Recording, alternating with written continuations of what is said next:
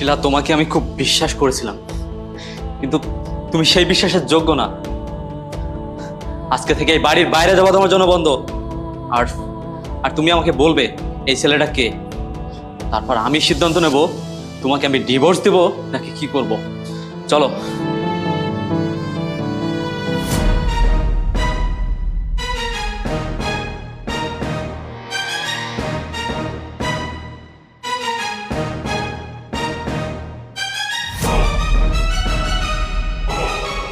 হ্যাঁ হ্যাঁ, এটাই ভালো লাগতেছে। আসলে অনেক ফানি এটা, তাই না? অবশ্যই। তুমি কানাডা ছিলে, এরকম ছিল নাকি?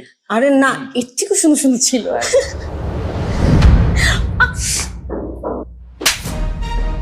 এই, তোর সমস্যা কি? সমস্যা